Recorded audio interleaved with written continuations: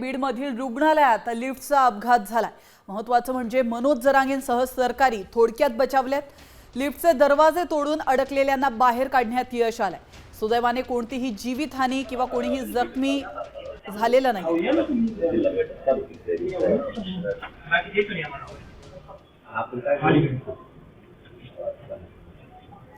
तर आपण या दृश्यांच्या माध्यमातून पाहू शकतो एक्सक्लुझिव्ह दृश्य लिफ्ट मधील सीसीटीव्हीची तुम्ही साम टीव्हीच्या स्क्रीनवर पाहू शकता। कशा प्रकारे हा अपघात झाला आपण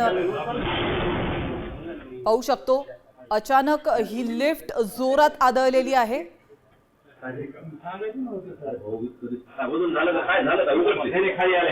मात्र कोणीही जखमी न झाल्यामुळे सुदैवाने दुर्घटना टळलेली आहे। आणि याविषयी अधिक माहिती देत आहेत आपले प्रतिनिधी योगेश काशीद। योगेश, आपण पाहतोय बीड मधली ही घटना आहे। लिफ्ट मध्ये जरांगेंसोबत त्यांचे कार्यकर्ते देखील होते। नेमकं काय घडलं या ठिकाणी?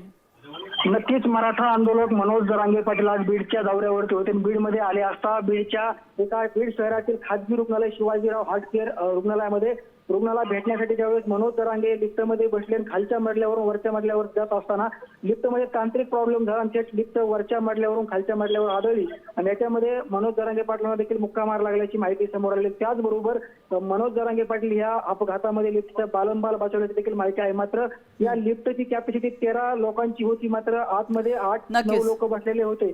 मग 8 लोक बसलेले असताना देखील लिफ्ट कसं काय आदळ हे देखील मोठा प्रश्न निर्माण झालेला आहे। मात्र हॉस्पिटलकडून तांत्रिक अडचण किंवा तांत्रिक बिघाड झाल्याचं माहिती देण्यात आलेली आहे। मात्र लिफ्ट कशामुळे?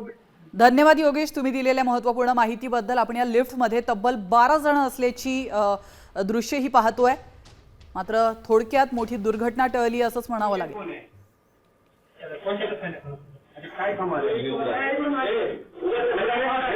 सगळेजण सोबत आल्यानंतर सगळे लिफ्टमध्ये शिरल्यानंतर अर्ध्याला आम्ही सांगितलं की पायऱ्याचा वापर करा। तर असा बरी लिफ्ट मोठी बेड लिफ्ट असल्यामुळे सगळेजण लिफ्टमध्ये शिरले। लिफ्ट स्पार्किंग आला नसता, दरवाजा निघला की बाहेर निघतो। आम्ही मध्येच होतो।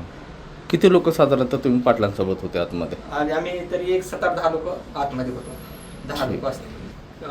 लिफ्ट असं वाटतं की ते ओव्हरलोड झाल्यामुळे लिफ्ट खाल्ल्या फ्लोरला जाऊन थांबली। दरवाजा ढकलून बाहेर काढण्यात आला। मी आतमध्ये होतो, काही मुलं होते, त्यांनी दरवाजा ढकलला आणि फेक बाहेर। आता isakal.com आहे देशातील नंबर 1 ची मराठी न्यूज वेबसाईट। प्रत्येक अपडेटसाठी isakal.com ला नक्की भेट द्या।